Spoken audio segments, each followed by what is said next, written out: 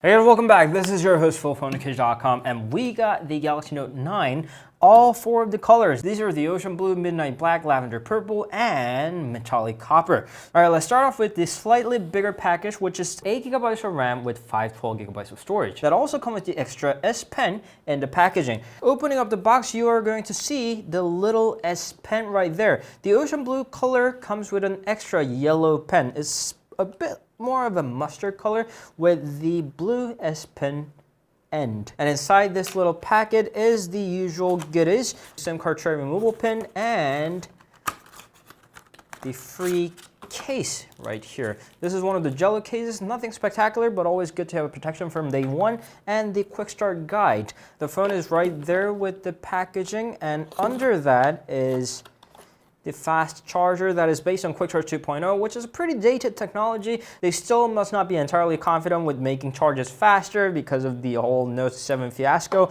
And here is the USB-C adapter that gets connected with the USB Type-A on the other side, and the AKG pair of headphones, USB-C cable, 2 extra S Pen tips with the removal tool, and finally 2 extra tips for the earphones. And before we move on to the phone itself, let's move on to the rest of the colors. They're exactly the same except for the fact that they're 120 GB model, so they do not have the extra pen in the packaging. All right, here we have all the colors: Midnight Black, which is not entirely spectacular, and Metallic Copper, which is better looking than I thought. I was assuming it's going to look similar to that of the Xperia Z3. This is actually a lot more, so to say, metallic. And Lavender Purple, and signature color of Ocean Blue right here.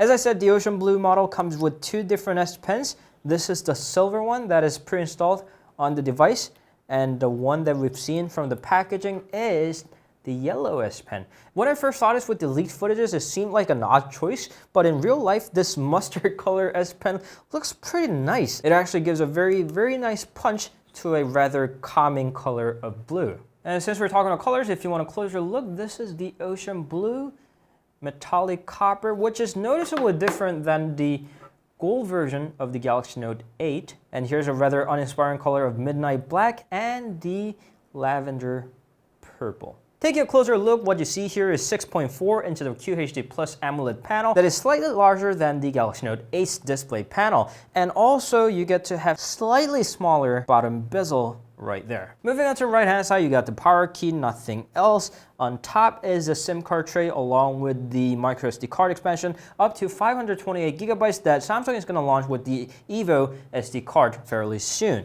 And dual SIM models are going to have the extra tray, which you have to share with the microSD card. You can't have both at the same time. On the left hand side is a volume rocker, and as always, the Bixby button that you cannot customize. You can turn it off, but you can't switch it into another app. On the bottom is the USB-C port and very unusual 3.5mm headphone jack as a flagship, since everybody's missing it, and the speaker right there that is AKG tuned and works along with the receiver to give you stereo sound effect. And there, of course, is the S Pen holder. Press it, click, and you can pull it out. On the back is a dual camera configuration, 12 megapixels and 12 megapixels working simultaneously, and the main lens is dual aperture that can switch between f1.5 and f2.4 depending on the lighting condition, and both of them have the optical image stabilizer. LED flash, heart rate monitor, and fingerprint reader finally is moved to under the camera module, unlike the Galaxy Note 8 where they had it right next to the camera, which is not entirely an ergonomic position. Under that is Samsung logo, and around here is the fast charging capable wireless charging reception module there. The back panel is made out of glass, and under that is massive 4,000 mAh of battery built inside. And just like any other recent Galaxy flagship devices, these are also IP68 water and dust resistant. Now the devices has booted up, let's go through the setup process. The voice guide thing is a bit annoying, so I'm gonna turn that off. Start, connect to Wi-Fi, skip, agree to all, next, date and time, name. And here is a phone protection that you can choose between a number of different options, including the intelligent scan. Right here is the iris scanner that was firstly introduced in the Galaxy Note 7, and with this feature firstly introduced in the Galaxy S9, it's going to switch between the iris scanner or the front-facing camera face recognition depending on the lighting condition. There, of course, is the standalone face recognition, iris scanner, fingerprint scanner, and PIN, pattern, or password, and no thank you as well. We're gonna skip that. Samsung account for Bixby and other goodies. Restore data, don't restore.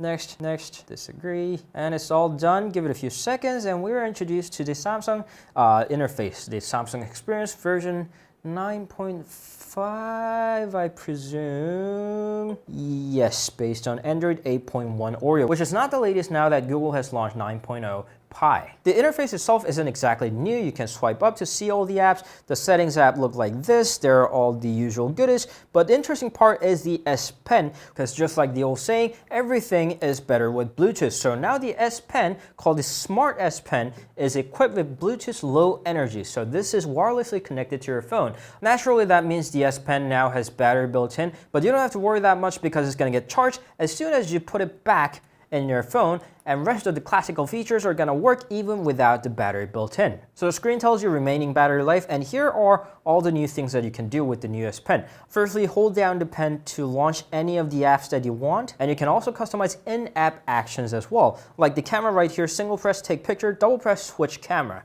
gallery, next photo, shutter, media, play, pause. That also works in YouTube as well. So as a quick demonstration, press and hold in the S Pen to launch camera, single press to take photo, and double press to switch lenses, rear and front. And since we're talking about the camera, they also included something called the intelligent camera that is based on the AI technology. We've seen this from the Huawei's and Xiaomi's and LG's. It can automatically recognize between 20 different scenes and going to optimize your scene, making it brighter, more colorful, contrast, or whatnot. And just like the Galaxy S9, there is 960 frames per second, super slow-mo. The basic specs are very similar to that of the Galaxy S9 and the S9 Plus. It's got Exynos 9810 octa-core processor, 6 GB of RAM and 120 GB storage, or 8 GB of RAM with 512 GB of storage. There's Samsung Pay, Samsung Pass, Samsung Cloud, Bixby, and the DeX desktop experience thing where you connect it to the dock and use it like the PC with keyboard, mouse, and monitor through HDMI output is now better because you don't need a dedicated dock anymore. You can just have a little adapter and connect a single cable and you're good to go. Samsung is taking pre-orders for these devices worldwide right now. In the US, the base model 120 GB model costs $999.99, which is as much as the iPhone X, and 512 GB model that comes with 2 GB of extra RAM, that is 8 GB in total, costs $1249.99. Keep in mind that not all the colors might be available depending on the region, as it has always been the case with Samsung devices. That was our very quick unboxing on Samsung Galaxy Note 9, the latest flagship. If you have any questions, please leave them down in the comments. You can always meet us on Instagram, Facebook, Twitter, and Google+. To my taste, these colors look a lot better than that of the Galaxy Note 8. I didn't hate them necessarily, but these are just better looking overall. Thank you all for watching. We'll see you guys later. Ciao.